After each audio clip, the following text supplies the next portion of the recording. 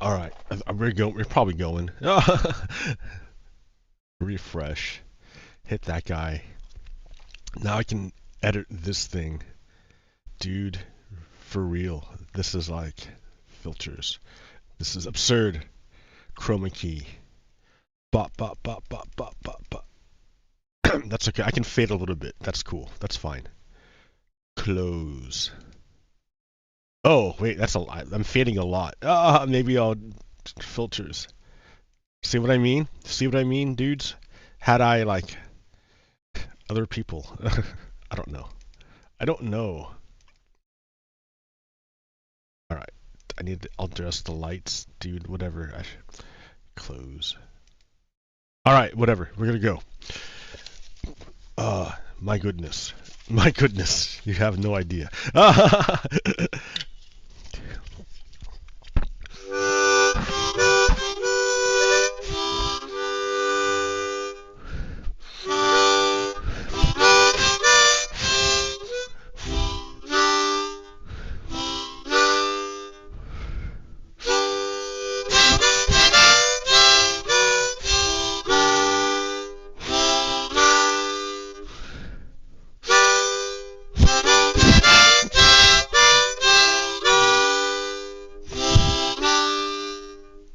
Good morning, happy Solstice, and welcome to yet another episode of Red Stone Lapis Lazuli. It is I, your host, Pogo Kiddo.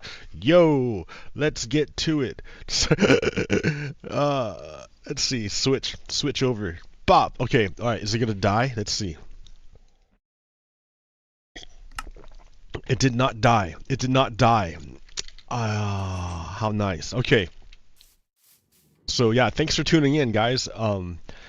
This is a strange time. It's always a strange time. It's first of all, it's solstice, right? There's literally an alignment of the Earth and the Sun, which alters the rays, the amount of direct sunlight, the angle at which we face the sun.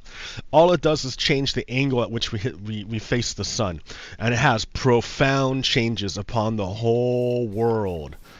The whole world changes. Like, that's why we have seasons, literally. Literally, that's why we have seasons. So at this moment, we are tilted furthest away from the sun. We get indirect sunlight. The sun is lower on the horizon as it passes across. Here in the northern hemisphere, I mean, at least that's what I say for us, but I mean, like, yeah, northern hemisphere people, what up? Yeah. So it's winter time for us. So it's, conversely, on the other side of the globe, it's the summer solstice for them. Anyways, so this is Melon and Pumpkin Farm 1.0. That's it, right? It's just one strip for all the crops to grow on, and that's it. And then they go, and it's a bunch of crops and a bunch of repeaters and not repeaters. What's this stuff called? Observers. I wonder if I can put a block here, solid block on either side, keep the redstone in the middle, if that would work. Anyways, it doesn't matter. It doesn't matter because I made 2.0 now. 2.0, where yeah, they're separate. I got to keep them separated. This is the watermelon and this is the pumpkin, and the reason why I separate them is because when it's harvested, the pumpkins come out whole, but the melon slices come out as melon slices that I would have to manually pick up, put in my inventory, and then combine into a melon. That's a bunch of work, right? I don't want to do that. I'm lazy. I'm like, and Minecraft is all about automation. So, at least for me, it's like, how do you automate tasks of survival? And one way is, oh yeah, check out this, like, nifty pipeline. One way is by using redstone. Yay! So here we are underneath the farm. Above us is the melon farm. And yes, above us is the melon farm. And the melons slices get pushed off by the pistons into these hoppers, which drag it down, whoa, into this, and it puts it into that machine. What is that? That's a auto crafter. It looks like this. It looks exactly like this, except it's over there. And what it's doing is it's being fed melon slices when they come in, and when it gets a full melon slice, it will kick it out in the form of a melon. And this is the circuitry which allows that to happen. The redstone circuitry. Yay! So it's not really important if you're not really into Minecraft, right? I guess. But it can be done. And it automates the laborious task of combining melon slices into melons. And then this pipe is a way of transporting the melons and the pumpkins. The pumpkins feed into the system too, right? They're not, but the thing is, the pumpkins don't need to go through the autocrafter. Instead, it just gets put into a dropper. Over here. It just gets put into a dropper, and this basic like redstone circuit kicks out the stuff. So you can't see very good because of the shaders, and I should switch them real quick.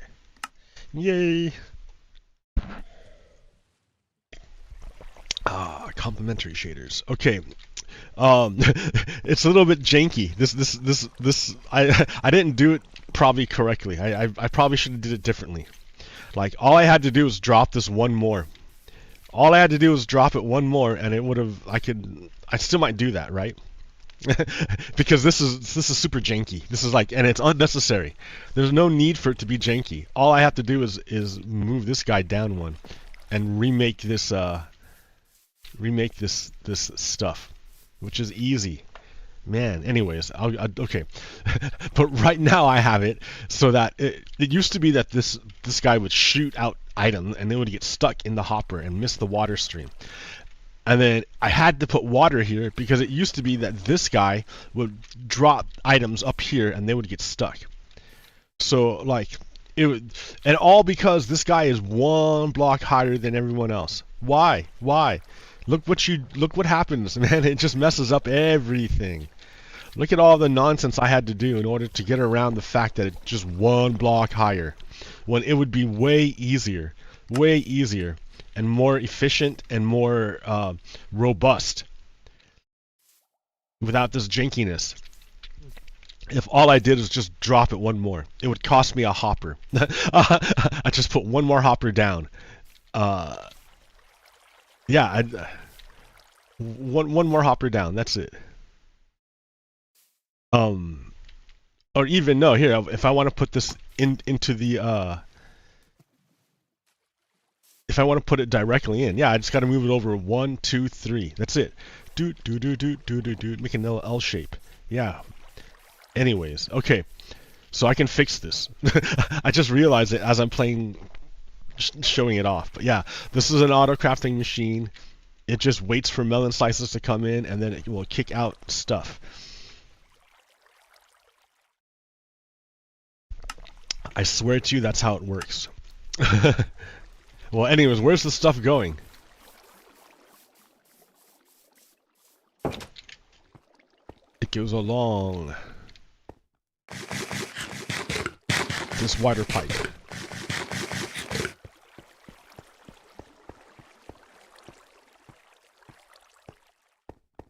Water is fantastic item transportation.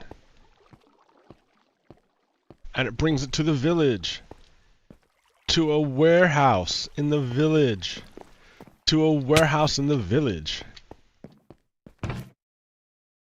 Where it just gets stacked up. Why a warehouse in the village? Because the farmers work right there. And when I need to make trades, I don't want to have to manually carry everything over. Look at this big ass party they're having. They don't sleep anymore. I don't know what happened, but villagers don't sleep. At least not these guys. They're like just non-stop going, and they're always making kids. So it makes me wonder, like, where does everyone go? Like, why do they need to make more kids? Are they dying? Like, are they wandering off? And I have the idea that they're wandering off. That the villagers get lost. They just start wandering and then they forget where they're going. You ever see that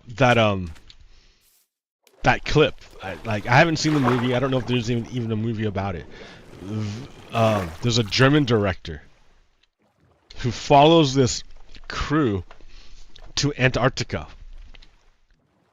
And in Antarctica, ooh, it's dark. In Antarctica, they're just like chilling pretty far inland, and in Antarctica, and then they notice this penguin, like this one penguin, just like running, just going and sliding, right, and then getting up and running more, and he's running the exact opposite direction of where he should be going. Like, because the ocean's the other direction, man. Where are you going? You're a penguin. You live in the ocean. You live to oh shit! Look at that. This side. You live off the fish you catch in the ocean. Like, what are you doing inland where you can't? There's no water. There's no ocean. There's no fish. You're gonna die, dude. You keep running. But the researchers are all like space explorers or something. They're like, yeah, we cannot interfere with the process of nature. So they just watch this penguin run off into the interior of Antarctica to die. And it's just running. And for no reason, like, just natural. It was natural, right? It was just the way things were. It was just natural. Like, why did the penguin do it? Did he get fed up with, like, penguin society? Did he, like, could he not handle it? Like, did he feel alienated? Like, why would he, like, why would the penguin do it? Like, I can't even get him in. How do I get him in the boat? But that's what happened, right?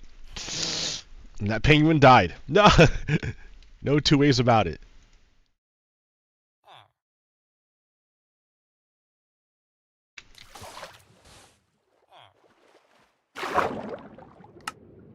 I'm gonna see if I can make a boat and then maybe like put him in it by accident or something. Oh, he got in. Hey, check it out. Nice. Oh! Let's go home, buddy. But yeah, that clip stayed with me because yeah.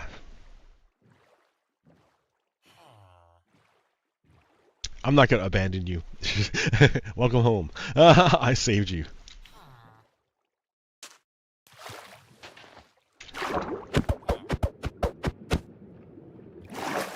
Welcome back, guy. Yay! You're not gonna die now. Ooh, and is he gonna use the bed? He's not gonna use the bed. He's just gonna stand on it. I think I got a mod or something that's messing these guys up, but I don't know which mod it is.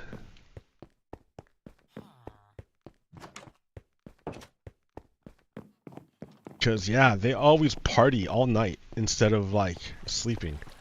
Which, if they want to, that's their right, but they have a right to party.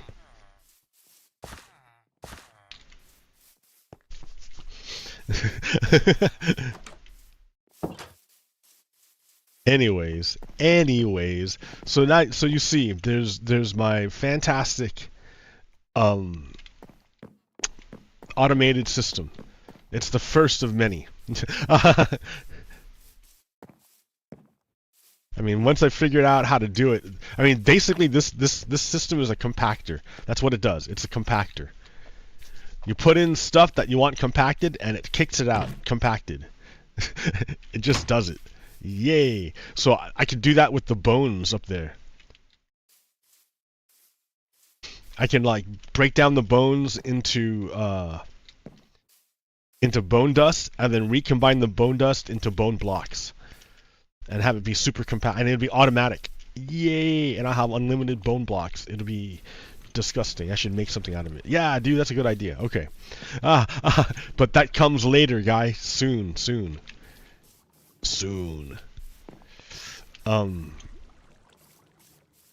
Have to work out space to do it. That's the problem.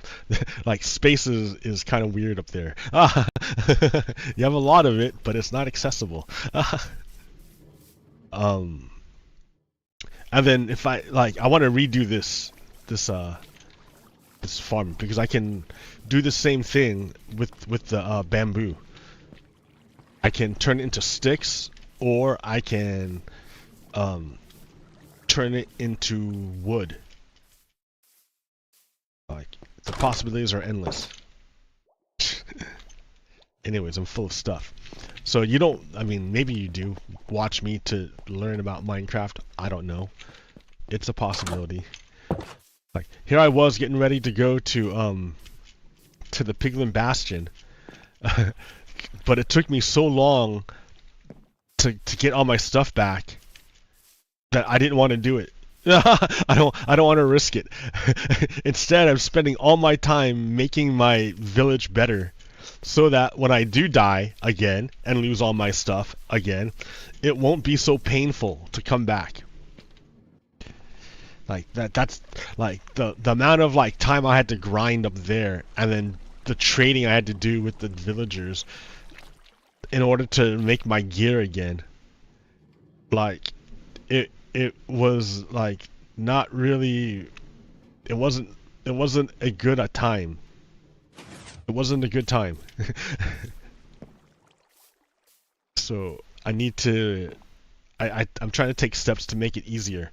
So one way is to make trading with villagers easier. Another way is I'm going to try to make a train line from my base to downtown, and then from downtown back up to that guy, because it's not there. there's no, it stopped. It just hangs there. You can't leave it hanging. Come on. So, and then yeah, I hate having to run back and forth to get here. So I'm trying to figure out, where will I do it? Where will I make it? I mean, maybe. And then plus, once I make it, how do I keep villagers from getting on it and going to my house? I don't want them coming to my house.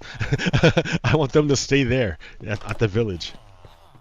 So I need to find a way to keep them from coming, like from going to.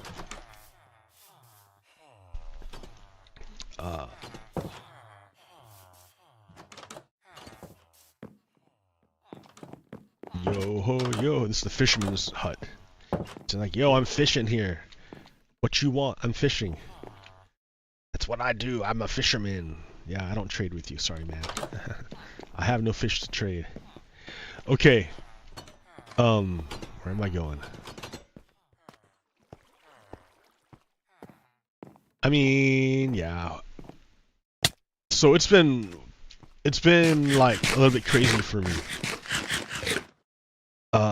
These past couple weeks, because I spent years and years and years telling you about how bad is Donald Trump, and then the American people went ahead and elected the guy.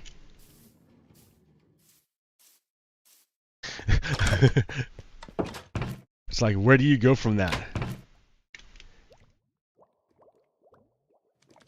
And so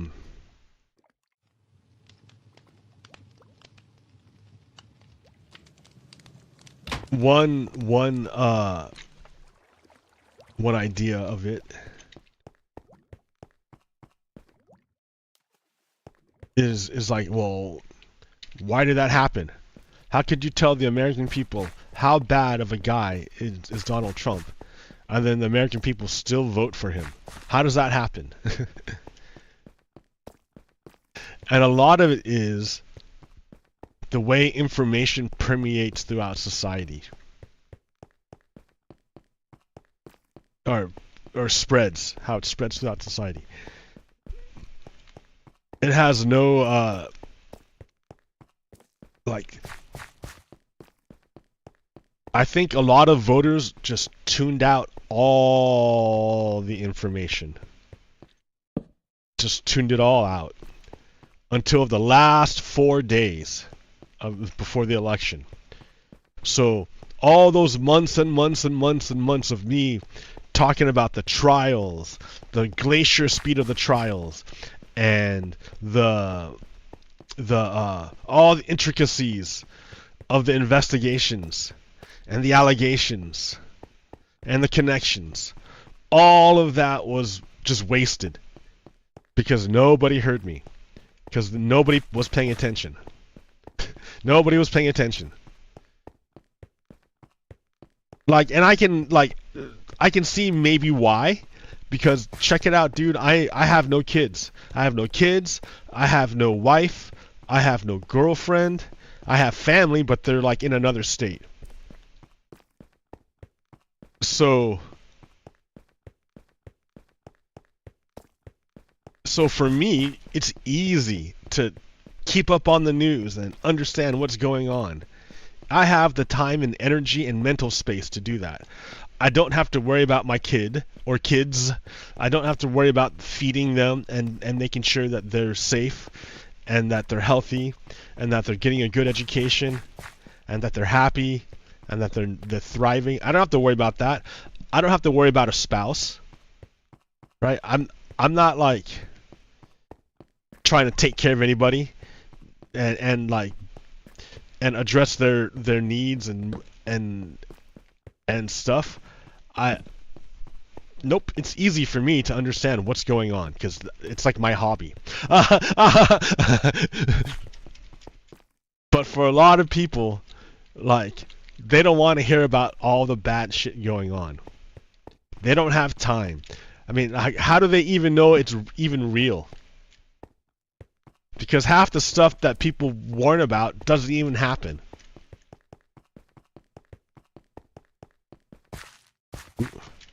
For example, like, people don't believe that Donald Trump is going to go after Social Security. They just don't believe it. You can tell them, you can show them clips where he says he's going to, but they don't believe it. They don't believe it. Because, I don't know, maybe they don't have time to figure out what's real anymore. They don't have the mental capacity, the mental space. I don't know. But I spent a ridiculous amount of time explaining, like, how bad he is, only for the whole system to fail.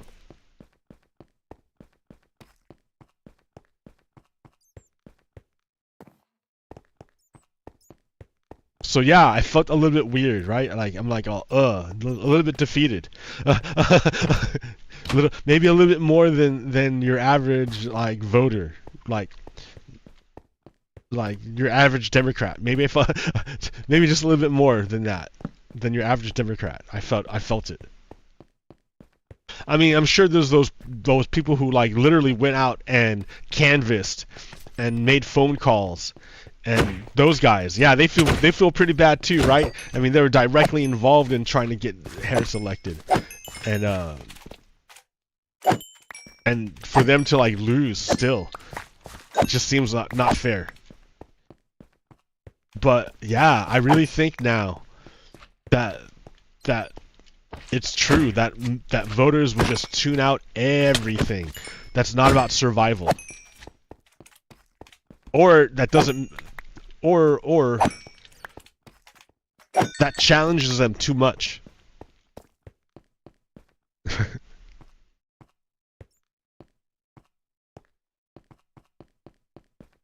Because it's work. It's like, you don't want to have to deal with it.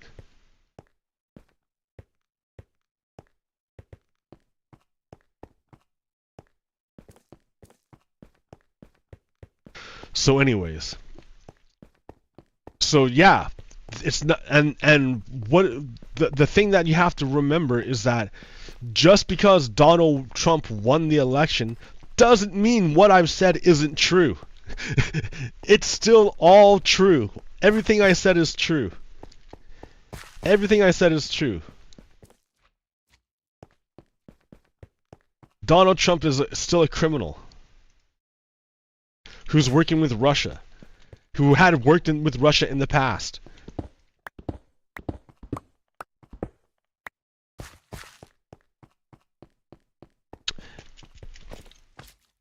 I don't know. So again, I like to in times of crisis, it's good to go back to the beginning to understand why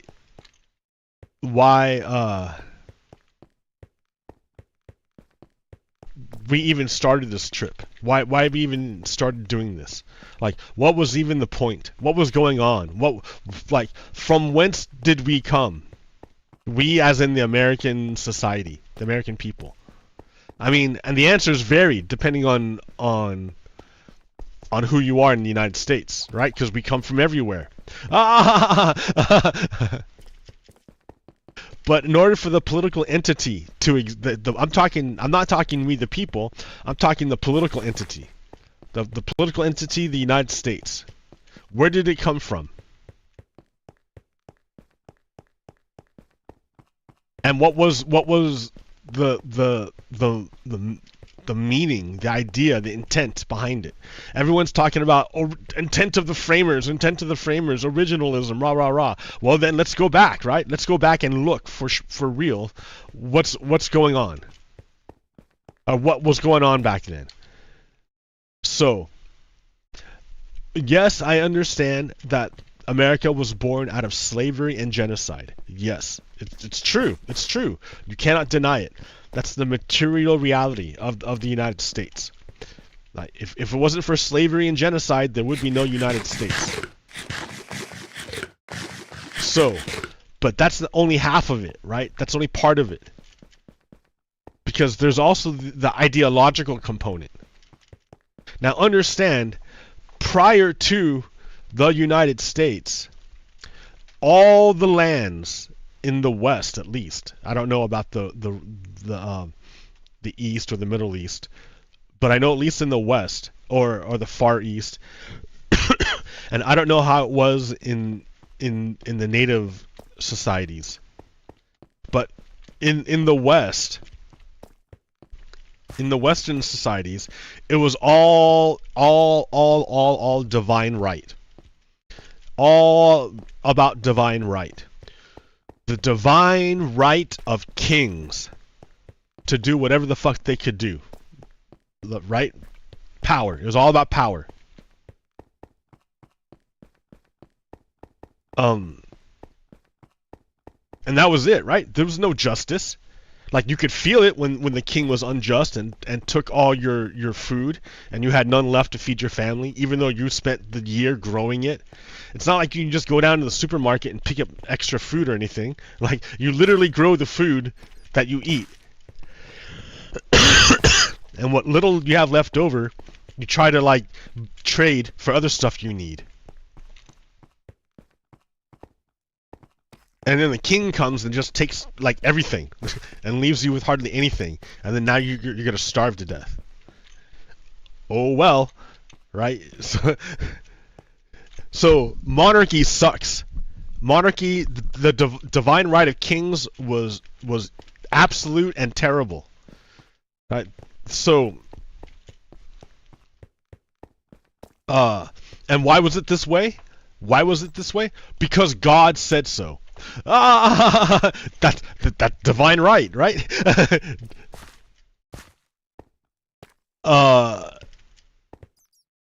So some people were coming out with these new ideas, and one of those ideas, because, like, you know,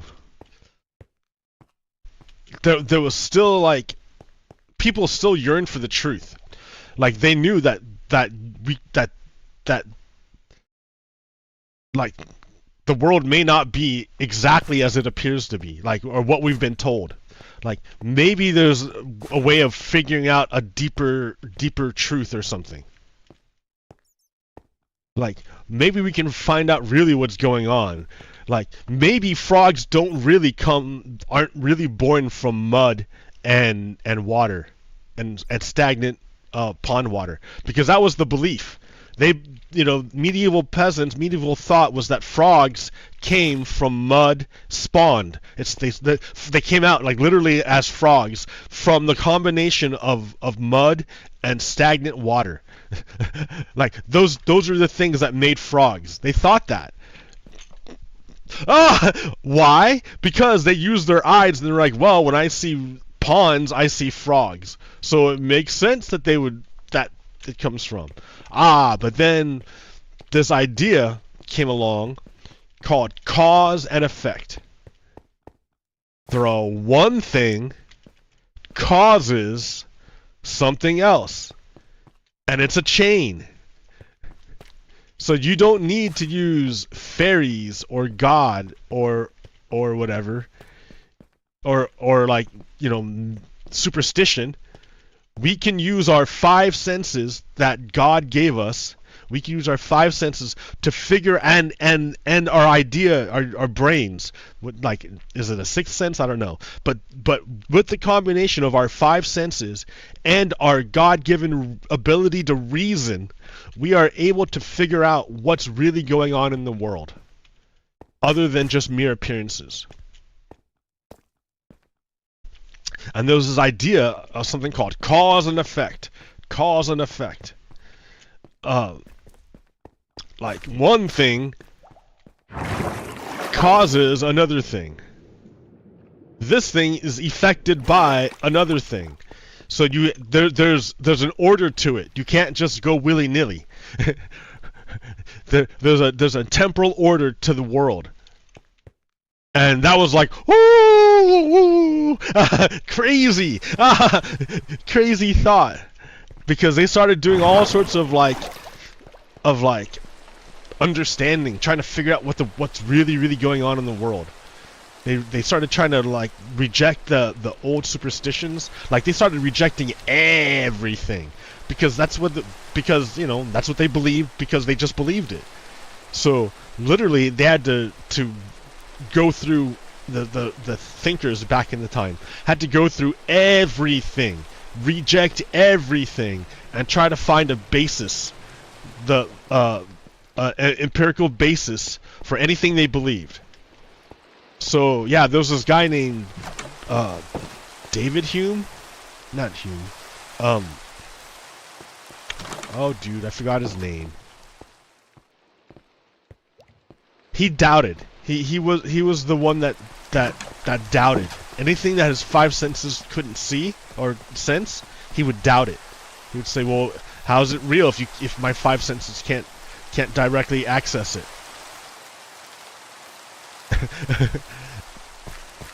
And then so Kant came along and said, "Well, because the world is split into 2, the realm of the noumena and the realm of the phenomena."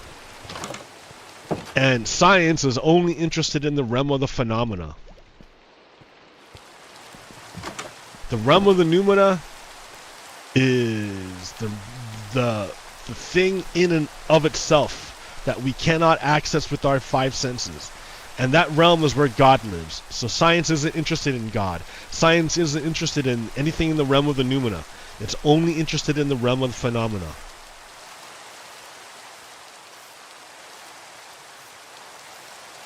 Phenomena. That which can be assessed by our 5 senses. The realm of the phenomena.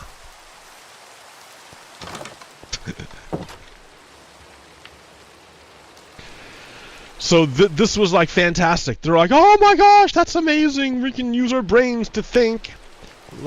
And this kind of thing had been suppressed by the church for the longest time. Remember Galileo?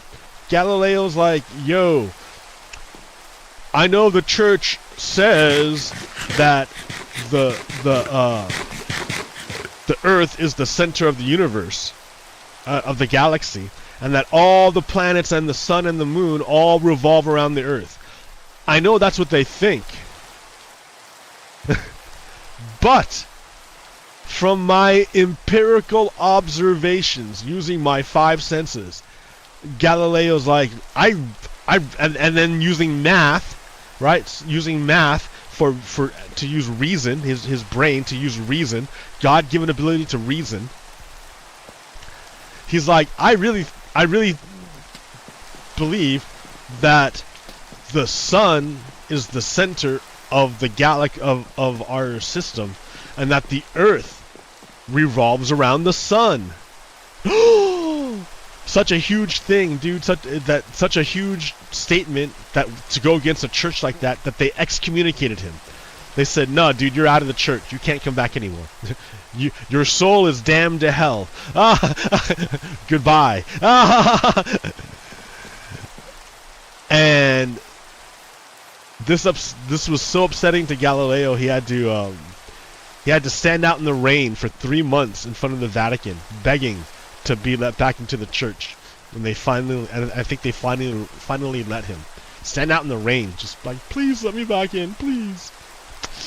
Just because he used his 5 senses to determine that, and his brain to determine that the Earth revolves around the sun.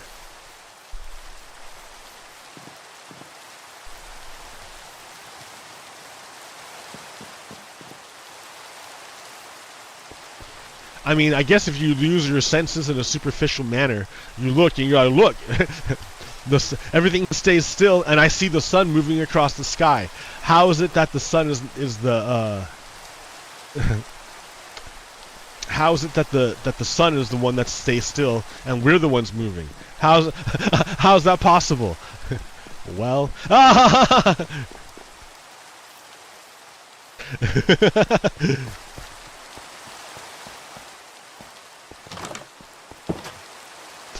anyways, so out of this is what I'm talking about. This is the other side of where the United States came out of, what was born from. The United States, like this rejection of the old forms, of the old ideas, of the not the supremacy, but of the utilization of reason as a basis for human rights. This is what we came out of. This is what we're born from. This idea. So I can do a whole wiki thing about this. Check it out. Wikipedia is great. I love Wikipedia.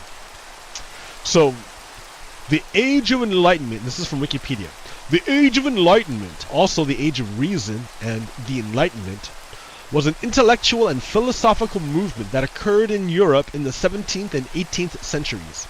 The Enlightenment featured a range of social ideas centered on the value of knowledge learned by way of rationalism and of empiricism, and political ideas such as natural law, liberty and progress, toleration and fraternity, constitutional government, and formal separation of church and state. The Enlightenment was preceded by and overlaps the scientific revolution and the work of Johannes Kepler, Galileo Galilei, Francis Bacon, Pierre Gassendi, and Isaac Newton, among others, as well as the rationalist philosophy of Descartes, Hobbes, Spinoza, Leibniz, and John Locke.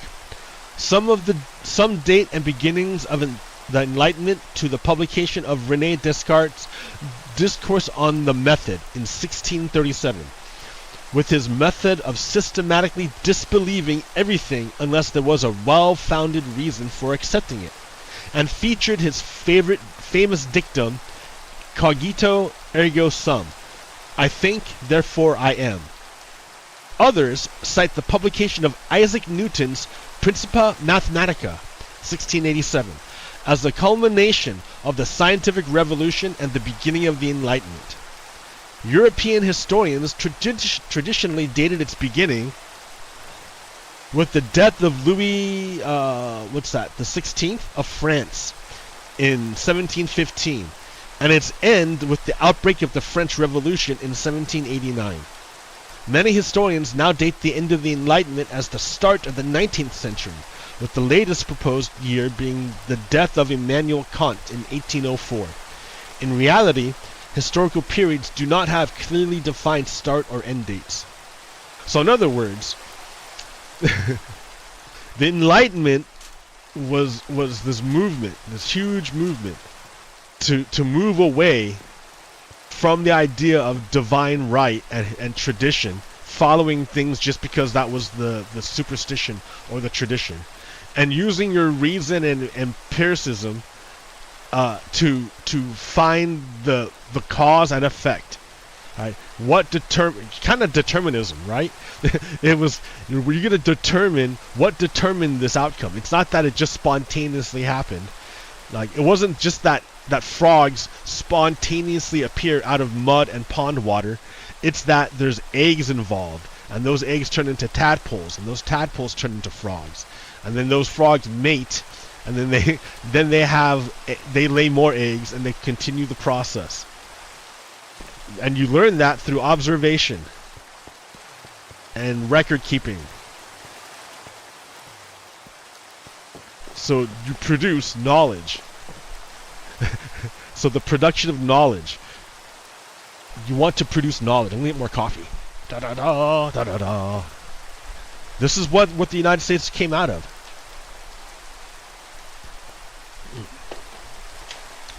Right. We didn't come out of this some religious bullshit. We didn't come out of some Christian fascism.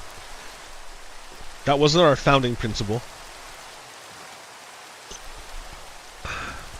I mean, there might have been colonists like that, but that wasn't what was the founding principle of the United States.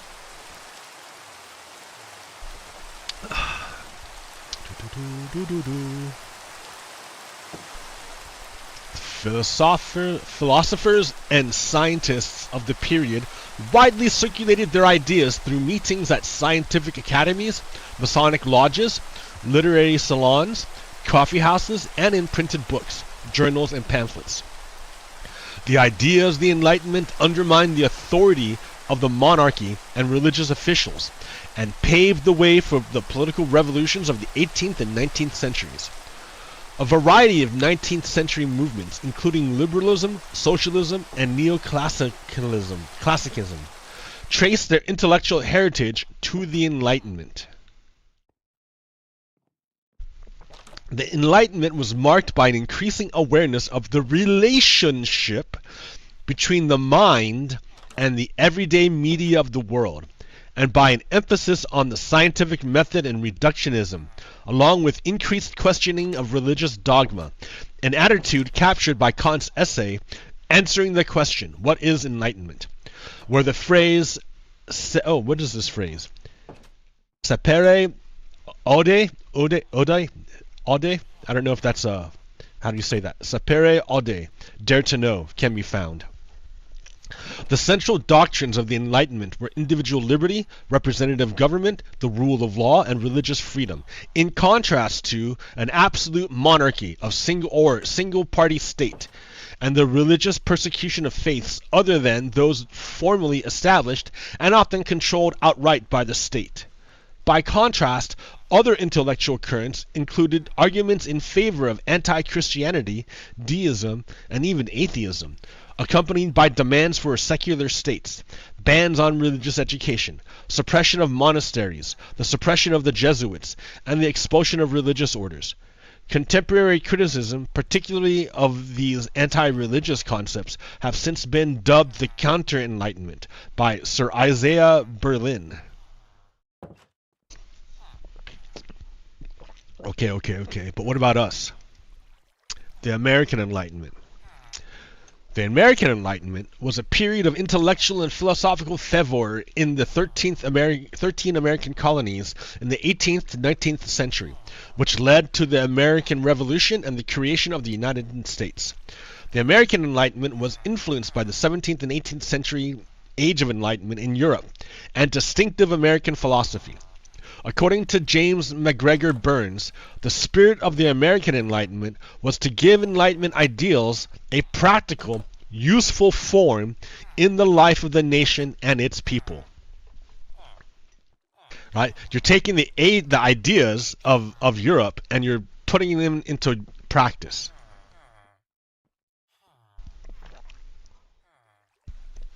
A non-denominational moral philosophy replaced theology in many college curricula. Some colleges reformed their curricula to include natural philosophy, science, modern astronomy, and mathematics, and new model American-style colleges were founded. Politically, the age is distinguished by an emphasis upon consent of the governed, equality under the law, liberty, republicanism, and religious tolerance, as clearly expressed in the United States Declaration of Independence. Among the foremost representatives of the American Enlightenment were presidents of colleges, including Puritan religious leaders Jonathan Edwards, Thomas Clapp, and Ezra Stiles, Presbyterian minister and college president John Witherspoon, and Anglican moral philosophers Samuel Johnson and William Smith. Leading political thinkers were John Adams, James Madison, Thomas Paine, George Mason, James Wilson, Ethan Allen, and Alexander Hamilton, and polymaths Ben Franklin and Thomas Jefferson. The term American Enlightenment was coined in the post-World War II era and was not used in the 18th century, when English speakers commonly referred to a process of becoming enlightened.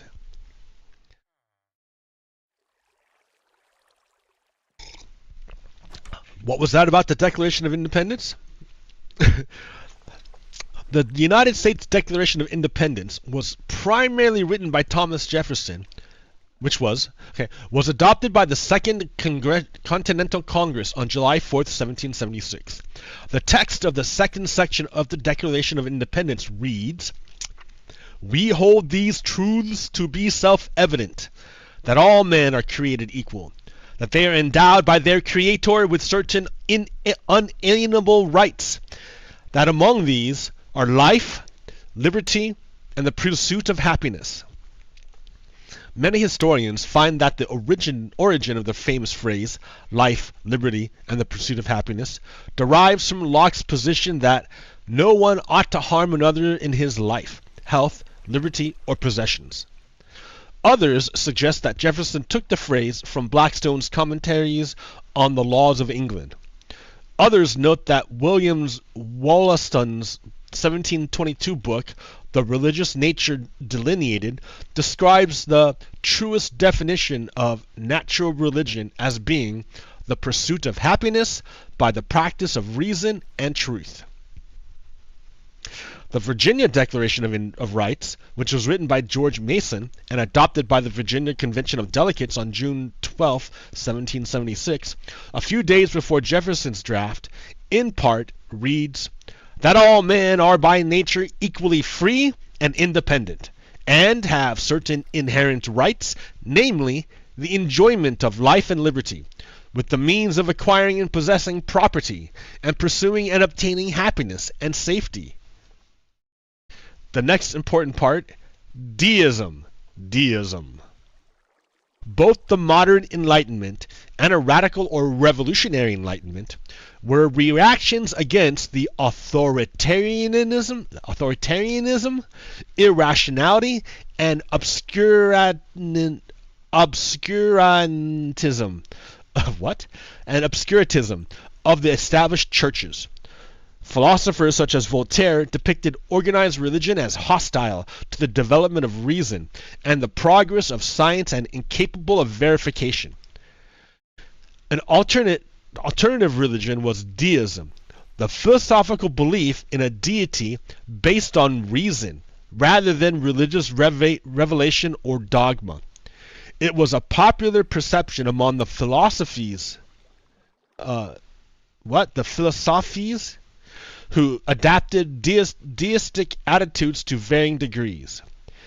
Deism greatly influenced the thoughts of intellectuals and founding fathers, including Adams, Franklin, perhaps Washington, and especially Jefferson. The most articulate exponent was Thomas Paine, whose The Age of Reason was written in France and soon reached the United States. Paine was highly controversial. When Jefferson was attacked for his deism in the 1800 election, Democratic-Republican politicians took pains to distance their candidate from Paine. Unitarianism and deism were strongly connected, the former being brought to America by Joseph Priestley. Samuel Johnson called Lord Edward Herbert the father of English deism. Okay. Anyways, the whole point is that I want to say is that the United States ideals were founded on no religion and were founded upon the ideas of reason, liberty, do no harm, and the pursuit of property, which is like that's like a big red flag.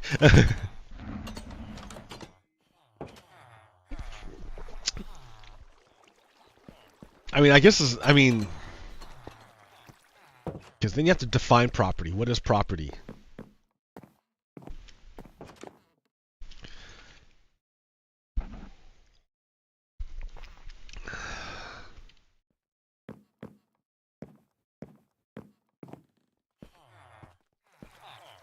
Anyways, don't get hung up on that.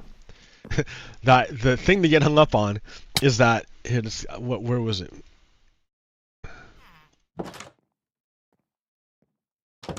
The central doctrines of the Enlightenment were individual liberty, representative government, the rule of law, and religious freedom. In contrast to, hold on.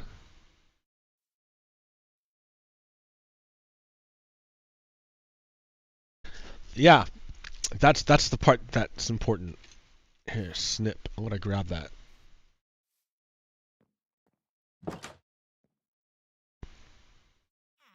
Bop.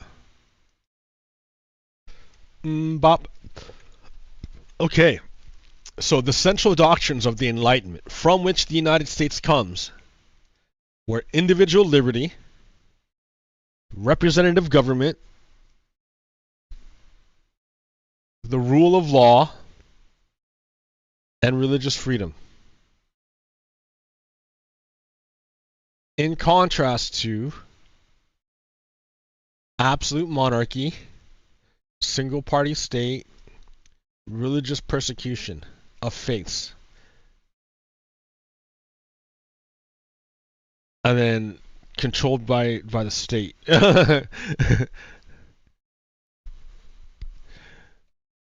So let's look at what's been going on, right? The United States was founded with the principles in yellow to oppose the principles in red.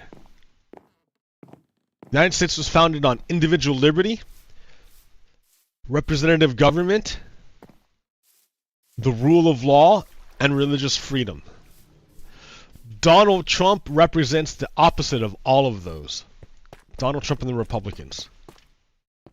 But, like, I'm not talking about him right now. No, I don't want to talk about him.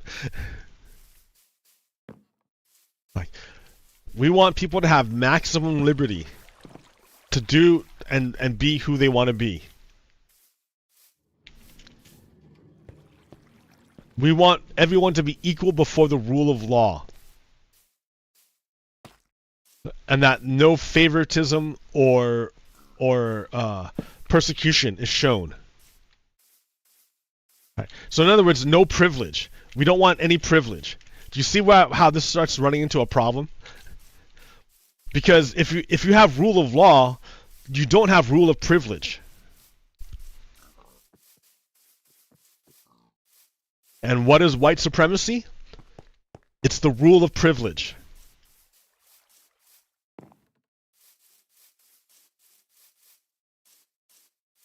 Because what is white? Like, we can go back to that. What is white? White's no country. White's no culture. It's literally just privilege. That's all white is. It's just privilege.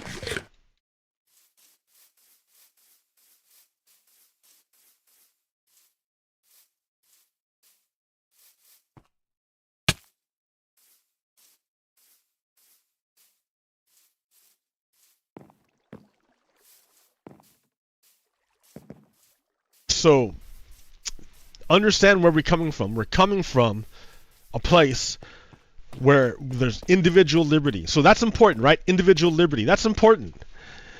Because you could take apart all of the attacks, all the culture war attacks, based on individual liberty. Like, there's literally nothing wrong with gay people or trans people. There's nothing wrong with them. There's nothing wrong. They are expressing their individualism with their freedom. There's nothing wrong with them. They're not hurting anybody. They're not enforced. They're not shoving it down your throats. They're not doing that. Like, you can say they're shoving it down our throats, but you can't give any specific examples of it other than right-wing media. So it's the right-wing media shoving it down your throats. They're not doing it. It's the right-wing media shoving it down your throats. So, remember, gay people, trans people, atheists, Muslims, like, they're all examples of individual liberty and religious freedom. And they should be examples of rule of law, because it should be against the law to attack them and to persecute them. But Republicans are going against American principles and passing laws that target gay and trans people, non-cisgendered people.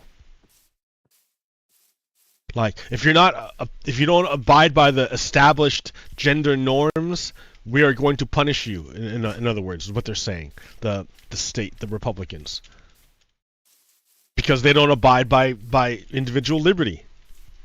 You see how that works? Yeah.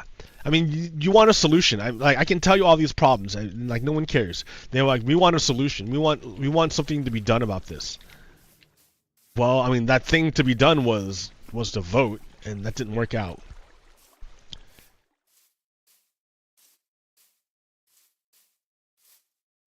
But again, it's helpful to remember where we came from, to understand where it is that we're going. And what I mean, like, if, yeah.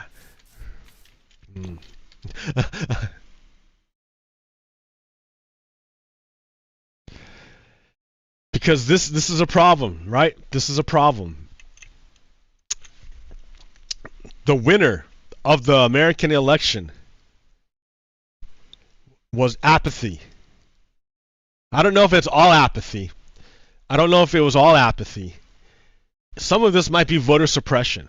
Like, oh, I didn't vote because the state acted against me to strip me of my vote. Oh, some asshole burned my ballot in the when I put it in the Dropbox, and I was on vacation, so I didn't have time to fix my ballot. Like, so maybe there's a slice of that, but I know a lot of it is people who just didn't want to be bothered. I know, like, my niece was one of them. She and her boyfriend just didn't vote. They wouldn't do it. They wouldn't do it. They just wouldn't do it. So yeah, like, that's saying something, right? Because the other part of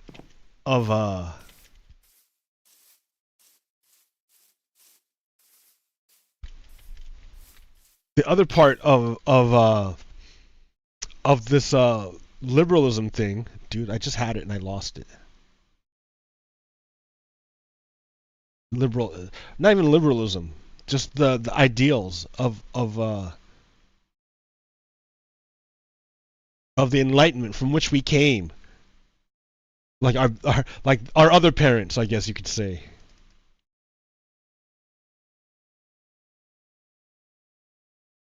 Come on, man. So, liberty, representative government, and then the rule of law. Representative government. Like, how representative is our government? Like, we only have a two-party system. Because of the nature of our voting system, we can only really ever have two parties. And like, how representative is that? of our nation, of our people. It's like terribly broken, dude. It naturally devolves into two parties. Like, if we would just fix our voting system, that wouldn't happen. But we had a chance and we didn't do it. We had a chance and we didn't do it. Ranked choice voting is the way you fix it. But anyways, how do you get people more involved in politics, in government, or like to care about their democracy? How do you do it? You make the democracy more representative of the people, because it doesn't feel very representative right now. A lot of policies that the people want are not being passed. Like things that are not even controversial. Like it's not even a question of like, you know, one side or the other. It's like both sides agree. This is a good law. It'd be good to do this, and it doesn't get done. So I think that's the dysfunction of a two-party system. Anyways, what I'm saying is that we can make a better government. We can make a better system. We can do it. We have to do it. Because like, yeah, the situation is intolerable the way it is now. And Donald Trump, I think, is going to exacerbate the inadequacy of our government system.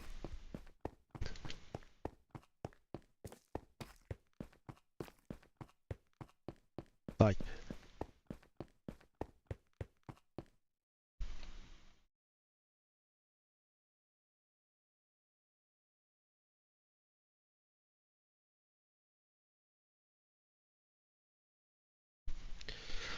the woke agenda is basic. Who said this? The woke agenda is actually just human rights. Every time someone says woke agenda, mentally substitute human rights, and the conversation will become clearer. I mean, I just read to you like the Enlightenment. The Enlightenment. They're calling it woke to be enlightened. Isn't that funny? The birth of America, the birth of the United States was woke, and these conservatives hate it. They hate the United States. What do they want? What do they want? They want authoritarianism. They want monarchy. They want the rule of power. It's so simple, but like, I'm not going to tell my sister that. She's not paying attention until 4 days before the election, and probably votes the way her boyfriend votes. Because she hears what her boyfriend hears, right? Because they spend time together. So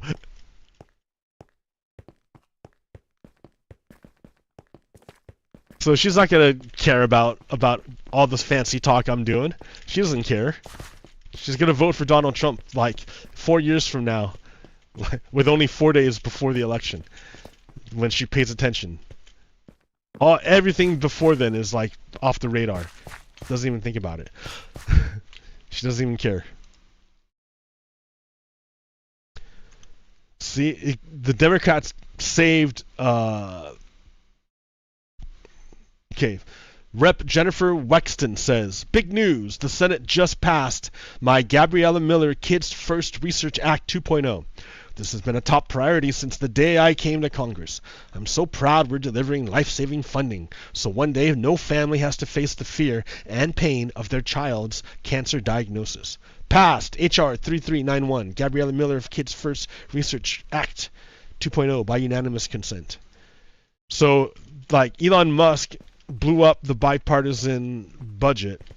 The government was gonna shut down. The Republicans tried to pass Elon Musk's budget, and it didn't pass. Then the Republicans tried to pass like a clean one with no negotiation with the Democrats, and that failed. Oh no, I don't know if it failed or if it passed. But then but because it stripped out some stuff like cancer research for kids. That's what happened. But the Democrats figured out a way to get it back in. So I don't know. Okay, yay, good job. This is what oligarchy looks like. Donald Trump president is worth $5.4 billion. Elon Musk, Department of Government Efficiency. He's worth $400 billion. Vivek Ramaswamy, Department of Government Efficiency, worth $1 billion. Scott Bessent, Scott Bessent, Treasury Secretary, $500 million. Howard Lutnick, Commerce Secretary, $2 billion. Linda McMahon, Deputy Education Secretary, Department of Education Secretary, $2.6 billion. Doug Burgum, Interior Secretary, $1 billion. Stephen Feinberg, Deputy Defense Secretary, $5 billion. Warren Stevens, Ambassador to UK, $3.3 billion. Like, all these guys are fucking billionaires, dude. Our entire government is owned by rich people now. The Republicans voters voted in a bunch of billionaires, a bunch of rich people to run the country. A bunch of billionaires.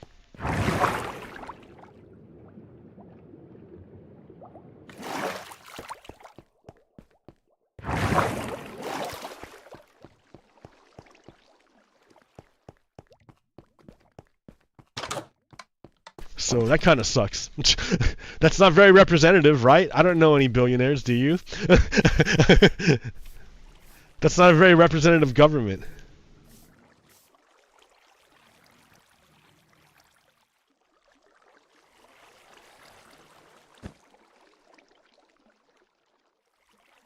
Joshua James pleaded guilty to seditious conspiracy. He helped the government prove its case against other members of the Oath Keepers. He finally got sentenced today, 2 years in prison. Much less than what happened to Stuart Rhodes, who got 18 years for seditious conspiracy. The attempt to overthrow the government on January 6, 2021 ended up with a bunch of small fish in prison for a long time, and the leader of the failed insurrection becoming the President of the United States. You can't deny that there was an attempt to overthrow the government on January 6, 2021. You can't deny it, because there's people in prison for a long time for seditious conspiracy, which is conspiracy to overthrow the government. You would have to get them out of prison and prove that they weren't involved in it, and they just had a trial, and then they got a bunch of people in prison for seditious conspiracy, not just one. But not Donald Trump, not the leader, not the guy who literally brought them together in order to overthrow the election that he lost so he could become president. So you know how they barely saved the cancer research funding? You know how the Democrats barely saved it because Elon Musk, billionaire, richest man in the world, stripped it out of the budget. So the U.S. military said it had mistakenly shot down one of its own fighter aircraft over the Red Sea early Sunday in an apparent episode of friendly fire. Both pilots are safe.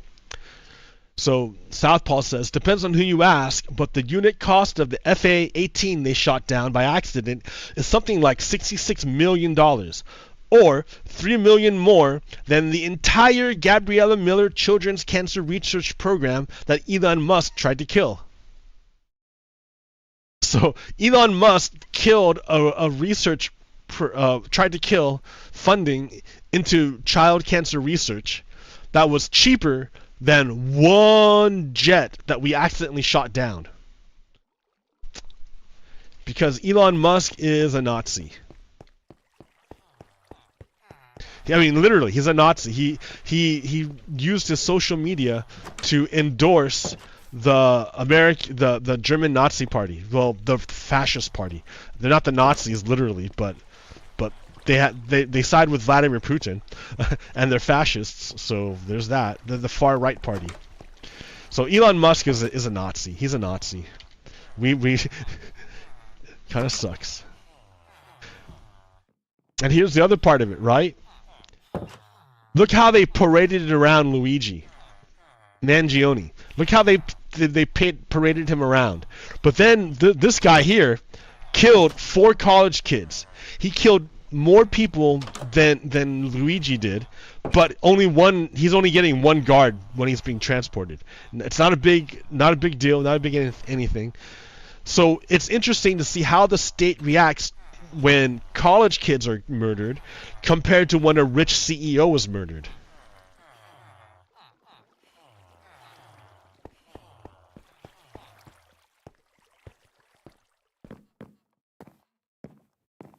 Right? I mean, like, yeah, we have race problems in this country. Like, that's one component of it, but the other component is capitalism. It's the wealth inequality. How did we get to a situation where rich people have more rights to life, liberty, and the pursuit of happiness than regular people? I mean, they're not even equal before the law. Look at Donald Trump get away with everything because he's a billionaire.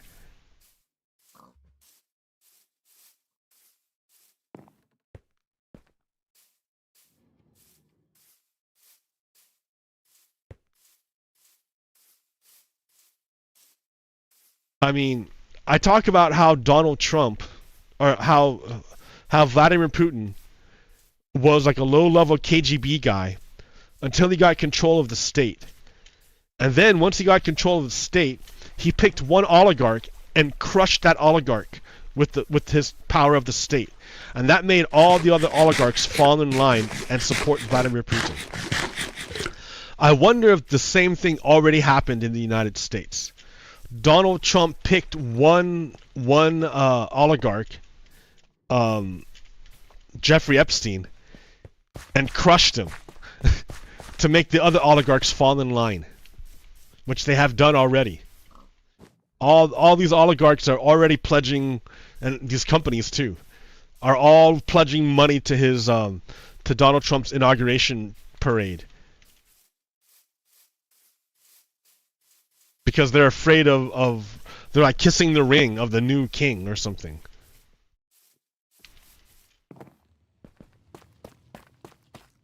Yeah, it's gonna be a bad time.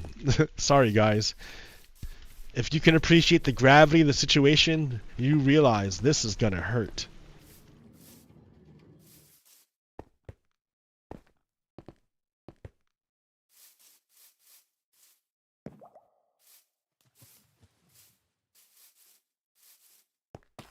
Okay, until next time, peace. But go kiddo out. Stop.